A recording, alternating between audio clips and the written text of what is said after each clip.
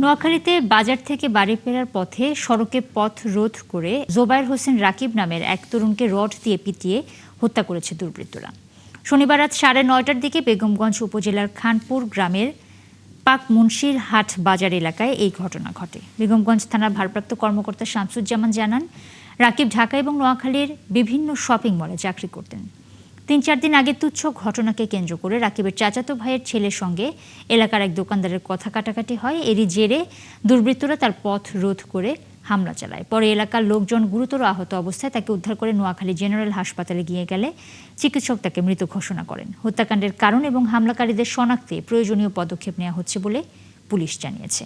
নোয়াখালীর বেগমগঞ্জের শরীফপুরে যুবক জোবায়ের হোসেন রাকিবকে পিটিয়ে হত্যার ঘটনাকে কেন্দ্র করে অন্তত 10 থেকে 12টি বাড়িঘরে আগুন দিয়েছে বিক্ষুব্ধ এলাকাবাসী এবং নিহতের স্বজনরা। বিস্তারিত জানাতে যুক্ত হচ্ছেন সহকর্মী মিজানুর রহমান। মিজানুর, কাদের বাড়িতে আগুন দেওয়া হয়েছে এবং বর্তমানে আইনশৃঙ্খলা পরিস্থিতি কেমন দেখছেন? পুলিশ এটা নিয়ে কি বলছে আসলে? হ্যাঁ নুসরাত, আপনি যেমনটি বলছিলেন, আমি ঠিক এখন এই নোয়াখালীর বেগমগঞ্জের শরীফপুরের দক্ষিণ খানপুর গ্রামে রয়েছি। মূলত এখন এই বেশ কয়েকটি বাড়ি একেবারে পুরুষ শূন্য।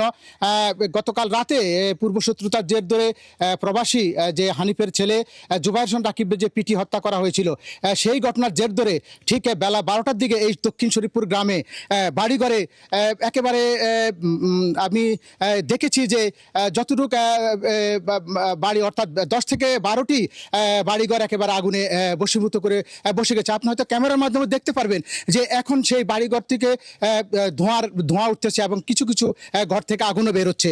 শুধু যে বাড়িঘরে আগুন দিয়েছে তা নয়, এই ছাড়াও বেশ কয়েকটি অর্থাৎ আরও 10 থেকে 12টি ঘর কুপিয়ে তছনছ করা হয়েছে এবং যেই বাড়িঘরগুলোতে আগুনে লাগানো হয়েছে বা কোপানো হয়েছে সবগুলো বাড়ি এখন পুরুষ শূন্য, নারী শূন্য, শিশু শূন্য, অর্থাৎ কেউ এই বাড়িগুলোতে নেই।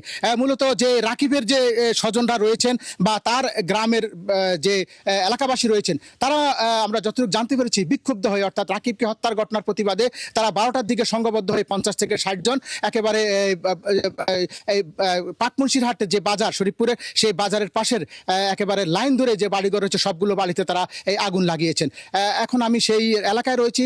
ইতিমধ্যে এখানে র্যাব, থানা পুলিশ, গোয়েন্দা পুলিশ সবাই এসেছেন এবং সবাই এই এখন এলাকায় রয়েছেন। তবে আতঙ্ক বিরাজ করতেছে, কারণ মানুষজন এখন এই এলাকাতে নেই। সবাই বিভিন্ন ধরনের জায়গায় আশ্রয় নিয়েছেন এই বাড়িঘরগুলোর মানুষ। পুলিশ বলছেন তারা বিষয়টি দেখতেছেন এবং তারা এই এলাকায় মোতায়েন রয়েছেন।